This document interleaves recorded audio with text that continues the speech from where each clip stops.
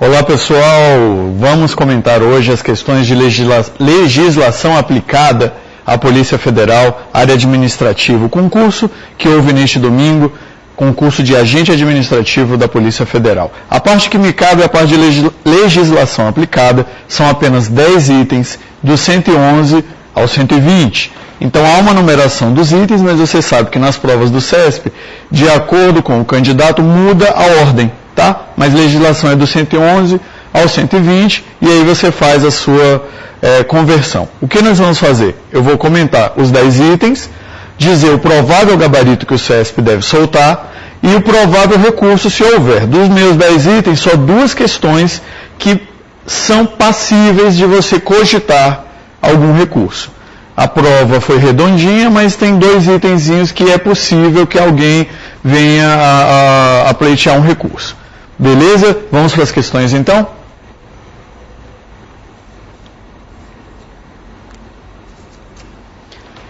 Questão número 111, relativa à Lei 7102, é uma lei que trata de estabelecimentos financeiros e de vigilantes. E o que caiu foi sobre os estabelecimentos financeiros, que pode ser banco, pode ser caixa econômica, pode ser cooperativa de crédito. Vamos ver o que diz a questão. Os estabelecimentos financeiros estão autorizados a organizar e a executar seus próprios serviços de vigilância ostensiva e transporte de valores. Até aqui, beleza. Desde que os sistemas de segurança empregados em tais atividades sejam auditados anualmente por empresas especializadas. Não tem essa história de empresas especializadas fazerem auditoria. Se um banco quiser ter o seu próprio serviço de segurança, seu próprio sistema de segurança, com pessoal próprio, armamento próprio, o banco pode? Pode. E o que é imprescindível? Que ele tenha um parecer ao seu sistema de segurança fornecido pelo Ministério da Justiça. O Ministério da Justiça vai ter que analisar o sistema de segurança do banco, e, se for aprovado, se o parecer for favorável, o banco pode ter o seu sistema de segurança. Não tem nada de empresa especializada. Logo, o item está errado, o gabarito, provável gabarito, provavelmente, muito difícil de não ser isso. Não tem como inventar outra coisa não. Gabarito errado, gabarito falso, errado, artigo 3º, inciso 2 da Lei 7102, que é a lei da segurança das instituições financeiras e também trata dos vigilantes. Artigo 3º, inciso 2, para gabaritar, marque errado, e fiz assim de certo, desculpe. Marque errado o item 111. Vamos à próxima? Vamos dar uma olhadinha aqui na próxima questão. A próxima questão já muda de lei, a nossa parte de legislação são 5 leis.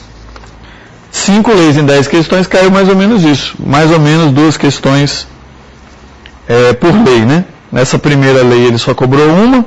Agora, lei 10357, tem aí um comandozinho, é a lei que trata da fiscalização e do controle de produtos químicos que podem vir a ser utilizados para a fabricação de drogas. Então, quem fiscaliza esses produtos químicos controlados é a Polícia Federal. O ministro da Justiça baixa uma portaria dizendo quais são os produtos químicos a serem controlados e a Polícia Federal vai lá fiscalizar, vai lá controlar. Vamos dar uma olhada então na questão 112. Uma empresa comercializa determinado produto químico que pode ser utilizado como insumo na elaboração de substância que causa dependência química.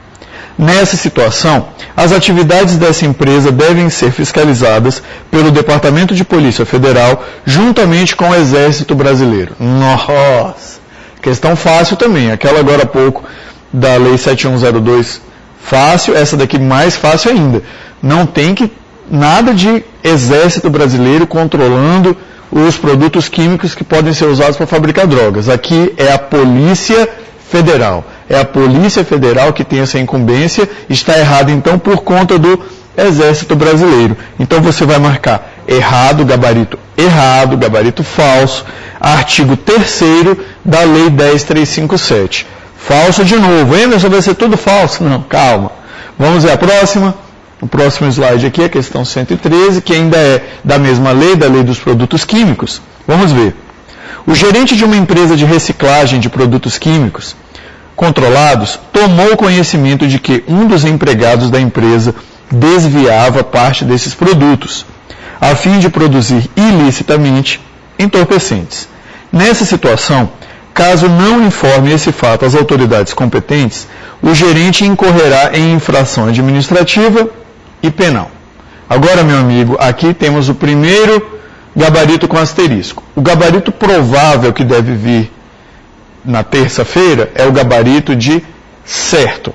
No entanto, é uma questão passível de recurso. Vamos olhar por quê. Olha só. Que realmente o gerente dessa empresa tem que comunicar, e se ele não comunicar, ele comete infração administrativa, isso é certo, isso está de acordo com o artigo 12, inciso 12, e também com o artigo 14 da lei. Vejamos, o artigo 12, inciso 12 diz: se houver qualquer tipo de extravio de produtos químicos controlados, é obrigatório que seja comunicado à Polícia Federal em até 48 horas. Veja que o examinador foi bonzinho de não cobrar prazo. O prazo de extravio, de roubo ou de furto de produtos químicos controlados para que se comunique à Polícia Federal são 48 horas. Ele não cobrou isso, mas ele diz não comunicar às autoridades competentes, no caso, fazer boletim de ocorrência na Polícia Civil e comunicar à Polícia Federal, isso constitui sim infração administrativa, artigo 12, inciso 12.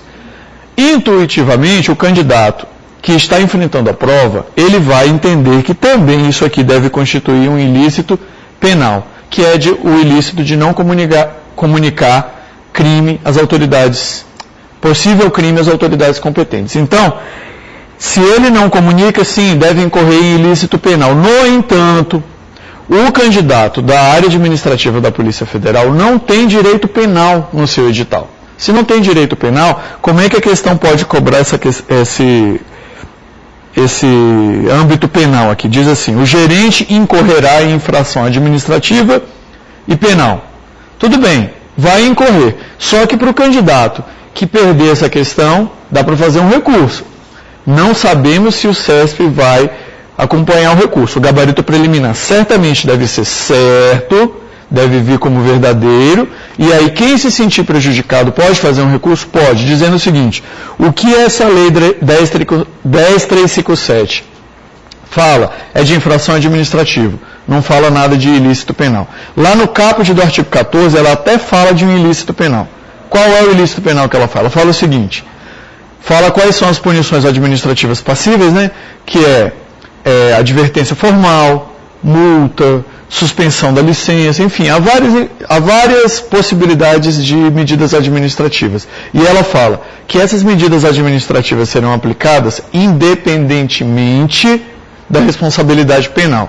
Mas ele não fala que essas infrações são penais, ou seja, a nossa lei trata de infrações administrativas. Eventuais infrações penais são tratadas por outras leis, Código Penal, legislação especial criminal, não é da nossa alçada. Então, o gabarito que nós acreditamos, que eu acredito que venha no preliminar e que provavelmente é o que o CESP deve marcar, é como certo. No entanto, o candidato que se sentir prejudicado pode, com uma certa razão, pleitear que essa questão seja anulada por constar algo fora do edital, no caso aqui a questão penal. Ok? Vamos mudar de lei agora, vem a terceira lei. Já vimos 3 itens de 2 leis. Agora, Estatuto do Estrangeiro. Muito bem.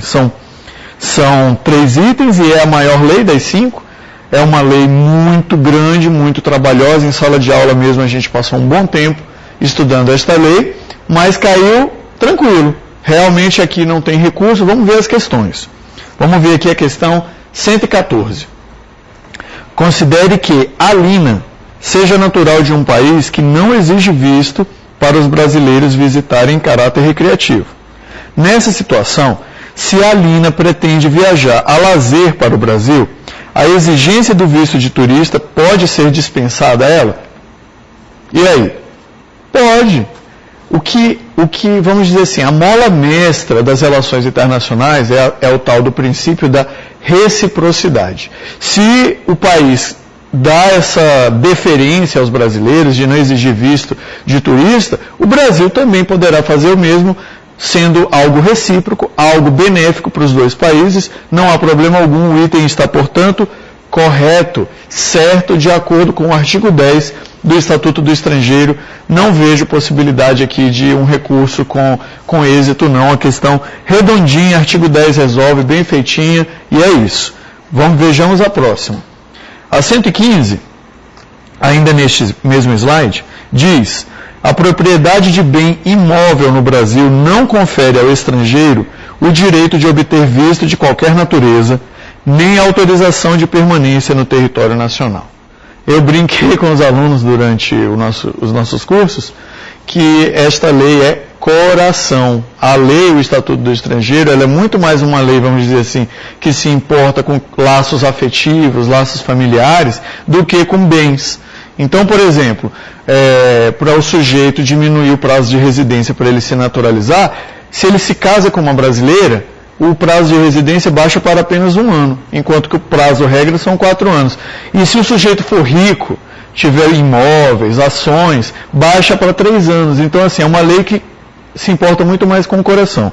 Nessa questão aqui, 115, diz: ter uma propriedade, um bem imóvel, garante a estada, garante a entrada? Não, não garante nada.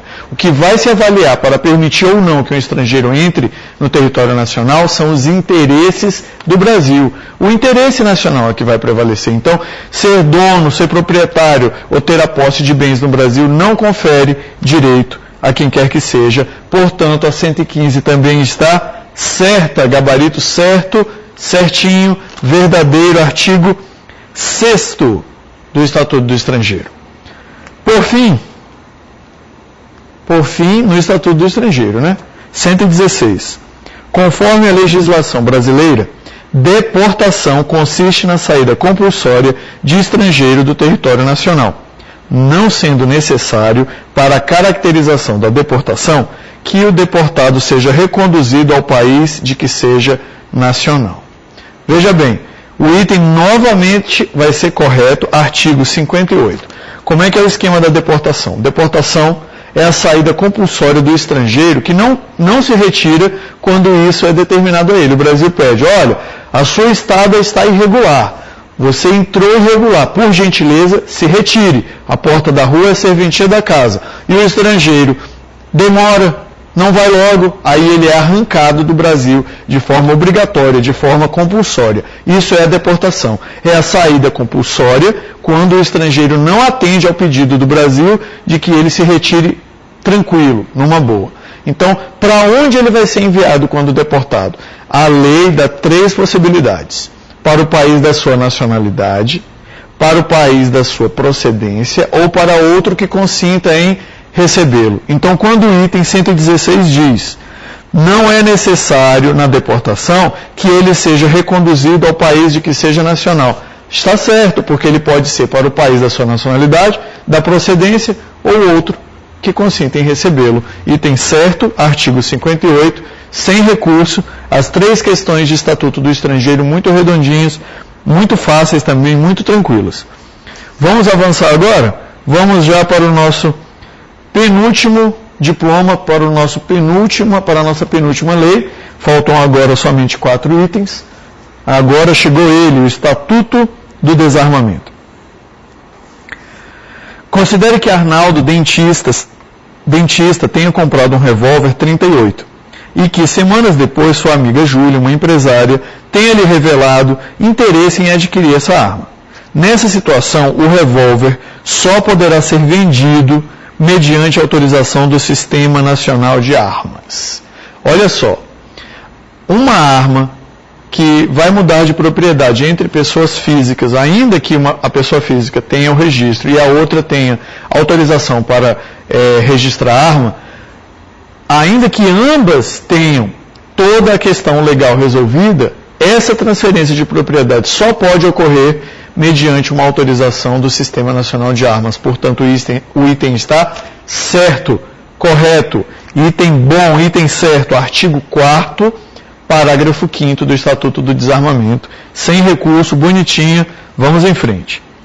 Para obter o porte de arma de uso permitido, um agente da Polícia Federal deve apresentar, entre outros documentos, comprovação de capacidade técnica e de aptidão psicológica para o manuseio de arma de fogo. Olha para mim. Você acha que um policial federal, para comprar uma arma, vai precisar comprovar isso aqui tudo? A lei já presume que se ele é um policial federal, ele sabe atirar e ele tem aptidão psicológica, ele já passou por treinamentos, ele já passou pelo teste psicológico. Para que ficar exigindo isso de novo de um policial? Policiais, integrantes das Forças Armadas, bombeiros militares, não precisam comprovar esses requisitos do artigo 4º do Estatuto do Desarmamento. Por isso o item está errado, item falso, item vagabundo, artigo 6º, parágrafo 4º da lei. Quem for policial militar, federal, bombeiro militar, esse pessoal todo, ou integrante das Forças Armadas, não precisam comprovar esses requisitos na hora de adquirir uma arma de fogo. 119 agora, chegando no próximo slide, ainda Estatuto do Desarmamento, diz o seguinte: considere que em uma briga de trânsito, Joaquim tenha sacado uma arma de fogo e efetuado vários disparos contra Gilmar, com intenção de matá-lo, e que nenhum dos tiros tenha atingido o alvo. Nessa situação, Joaquim responderá tão somente pela prática de crime de disparo de arma de fogo. Olha só, vamos raciocinar aqui, meu amigo. Você sabe que o direito penal não era matéria da sua prova. Então, o examinador, pelo jeito, não estava atento a isso e fez uma questão do Estatuto do Desarmamento cobrando um pouquinho de conhecimentos do âmbito penal. Agora, dá para fazer a questão? Dá. Só com o Estatuto dá para fazer? Dá. Dá para intuitivamente, mesmo sem ter conhecimento de direito penal, você fazer. Como que é? Você vai lá no artigo 15 do Estatuto do Desarmamento, ele vai dizer o seguinte: que o crime de disparo de arma de fogo, ele vai se caracterizar se for disparada arma de fogo ou acionada munição em via pública ou em direção a ela, ou em local habitado ou nas suas adjacências, nas suas proximidades. E diz mais, que se o disparo da arma de fogo for para cometer outro crime, ele não responde pelo disparo de arma de fogo, ele responde pelo outro crime. Pela leitura da questão, você intui que o crime principal aqui, provavelmente, é tentativa de homicídio, e não o disparo de arma de fogo. Então, pelo Estatuto, o que você veria? Bom, é disparo de arma de fogo quando não for para cometer outro crime. O cara está querendo cometer outro crime, ele está tentando matar o outro. Então, ele não responde pelo disparo. Aí você vai lá na questão, ele diz: Joaquim responde apenas pelo disparo de arma de fogo? Falso. Ele não responde pelo disparo de arma de fogo. Ah, Emerson, mas e se eu não lembrasse dessa questão de que se for para cometer outro crime, não responde pelo disparo, só pelo outro crime? Mesmo assim daria para você acertar, porque você está vendo que ele está dizendo com a intenção de matá-lo. O cara está tentando matar o outro. Aí ele vai responder só pelo disparo? Daria ainda para você imaginar que ele responderia pelo disparo e P por tentar matar o outro, por tentativa de homicídio. Ou seja, de todo jeito você acertaria que o gabarito da questão tem que ser errado. E aí você que acertou, deve sair o gabarito preliminar, deve sair como errado, você fica quietinho, finge morto. Fica quietinho, tranquilo, gabarito errado, eu acertei, fica contente, conta para a mamãe e beleza. Agora, para você que marcou como certo e está revoltado e está chateado, aqui é o segundo recurso das nossas 10. Quer dizer que o CESP vai mudar o gabarito, que deve sair o preliminar como errado, para virar como certo? Não. Não acredito que vire como certo. Eu acho que é próximo do impossível ele virar para certo. Mas dá para tentar anular. Esta questão aqui, como a outra que eu te falei há pouco da lei lá dos produtos químicos, é uma questão que virar o gabarito, que deve sair como errado, difícil. Mas tentar anular, dá para tentar. Porque o CESP é o seguinte: ele muda gabarito? Muda. Sempre que a gente tem razão, que os professores, que os candidatos têm razão, ele muda? Não. Às vezes ele muda, às vezes não. Nunca ele muda quando a gente não tem razão? Não. Às vezes ele muda o gabarito, uma bobeira, assim, uma coisa que nem precisava mudar. Ou seja, o que eu estou te dizendo? Cabeça de juiz, né? Não dá para saber. O CESP é como se fosse o juiz nessa situação. Se vai mudar o gabarito ou não, não sabemos. Mas o gabarito que deve sair como preliminar é errado e a possibilidade de recurso é para anular. Não vejo chance de inverter para certo. Deve ficar mesmo como errado ou nulo. Vamos para a última agora. A última questão de legislação aplicada é uma lei nova, é uma lei pequenininha que trata da investigação criminal conduzida pelo delegado. Não encontramos questões de provas anteriores, é uma lei agora de junho de 2013, e aí não havia questões. Eu elaborei algumas questões, nossos alunos trabalharam algumas questões, e não caiu uma questão assim, dada, mas também não é tão difícil. Vamos acompanhar. Suponha que um delegado de polícia federal, ao tomar conhecimento de um ilícito penal federal, instaure inquérito policial para apurar o fato e a autoria desse ilícito, e que no curso do procedimento, o seu superior hierárquico, alegando um motivo de interesse público, redistribua o inquérito a outro delegado. Nessa situação, o ato do superior hierárquico está em desacordo com a legislação, que veda expressamente a redistribuição de inquéritos policiais em curso. Olha, o cara que pelo menos deu uma olhadinha na lei, ele terá visto lá que a redistribuição de inquéritos, bem como a avocação de inquéritos, ou seja, quando o superior hierárquico tira o inquérito do delegado para ele próprio conduzir, e a redistribuição, quando ele tira o inquérito do delegado e passa para outro, como é o caso da questão, pode sim ocorrer em duas situações: interesse público ou inobservância dos procedimentos que prejudique a eficácia da investigação. Neste caso, ele colocou como? Colocou por interesse público. Beleza, é um dos dois casos. Pode haver redistribuição por motivo de interesse público? Sim. E o que ele está dizendo na questão? Que a legislação proíbe expressamente essa redistribuição, coisa que ela não faz, ela apenas regula, diz como pode ser feita a redistribuição de inquéritos no âmbito das polícias federais e da Polícia Federal e das polícias civis. Com isso, o gabarito fica errado. Artigo 2º, parágrafo 4º da Lei 12.830. Não vejo nenhuma possibilidade de recurso aqui para prosperar. Com isso, meu amigo, percebamos que foram 10 questões num nível de médio para fácil, 2 possibilidades de recurso, que se colar, colou, mas a tendência é que o gabarito preliminar seja este, que nós predissemos aqui com essas 2 possibilidadezinhas de recurso. Esteja à vontade, eu sou Emerson Douglas, trabalho em legislações específicas. O meu muito obrigado pela sua atenção, desejo toda a sorte do mundo, um abraço.